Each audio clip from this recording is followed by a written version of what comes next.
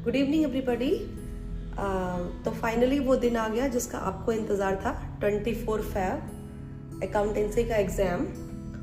और आपने बहुत अच्छे से प्रैक्टिस की होगी, ये मुझे अच्छे से पता है, पूरे फोकस होके पढ़ाई की होगी। बट मैं आपके लिए जो टॉपिक लेके आई हूँ वो लेके आई हूँ टाइम मैनेजमेंट का, how to manage your time in your accountancy exam, कि आपको किस तरीके से वो मैनेज करना है। ठीक है, सबको सब आता है, बट थोड़ा जिन बातों का आपको ध्यान रखना है वो क्या है वो मैं आपको बताने वाली हूँ। तो फर्स्ट ऑफ ऑल आपको सबके फॉर्मेट बनाने हैं, सबकी जर्नल एंट्रीज की आपको नरेशन लिखनी है। नरेशन आपको ज़्यादा लेंदी लिखने की ज़रूरत नहीं है, बस नाम के लिए नरेशन लिखनी है ताकि बस एग्जामिनर को ये पता चले कि हाँ नरेशन है। ठीक है, वर्किंग नोट्स में कोई फॉर्मेट नहीं बनाने, बस एक रफ की तरह आपको यूज़ करना है, बट थोड़ा रिकॉग्नाइज होनी चाहिए राइटिंग की लिखा गया।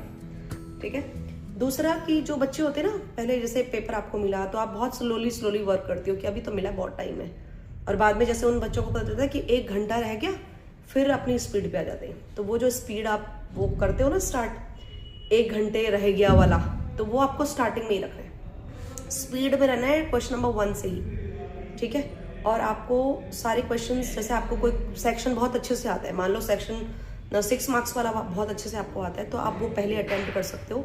सेक्शन वाइज क्वेश्चन करने हैं, सेक्शन जो भी सेक्शन आपको बहुत अच्छे से आता है पहले आपको वो करना है। ठीक है, और सबसे इम्पॉर्टेंट पॉइंट जो है वो ये है कि आपको जो 15 मिनट जो बोनस पॉइंट आपका होता है, 15 मिनट का जो टाइम रीडिंग टाइम आपका होता है स्टार्टिंग में, उस टाइम पीरियड में आपको सारा क्वेश्चन पेपर पढ़ने की ज़रूरत नहीं है, टेंशन मोड लेने की ज़रूरत नहीं है कि हाँ भाई ये तो आता है ये नहीं आता, तो वो टेंशन में आ गए, ये सब कुछ करने की ज़रूरत नहीं है। 15 मिनट आपको जो रीडिंग टाइम मिलता है वो अपने सिर्फ MCQs के रखो कि 15 मिनट में मुझे ये पढ़ने सारे, क्योंकि देखो 1 मार्क्स के जो MCQs होते हैं आपको भी पता है कि वो कैलकुलेशन वाले आते हैं। ऐसा नहीं है कि आपने रीड किया और टिक मारा, ऐसे वाले नहीं होते हैं ना, आपको कैलकुलेशन वाले मिलते हैं।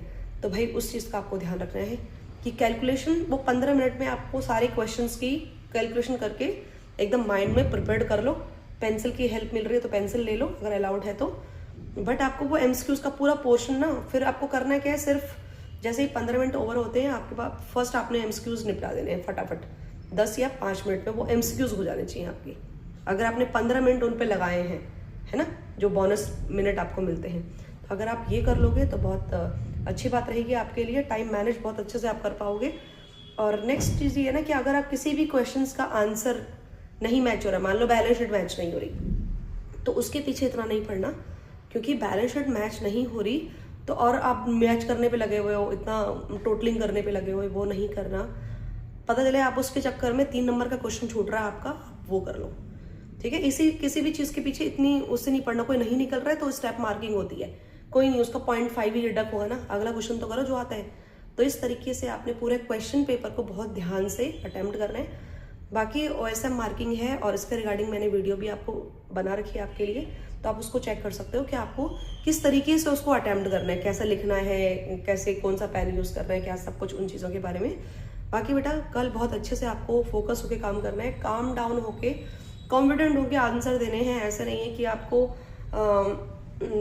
ऐसे मतलब हाइपर हो गए, कुछ आन रहा, ऐसा कुछ नहीं है। बहुत अच्छे से पढ़ा है आप लोगों ने, बहुत काम होके पेपर देना। ठीक है, बहुत अच्छे से अटेम्प्ट करना और सब कुछ बहुत बढ़िया होने वाला है। All the best for your exam.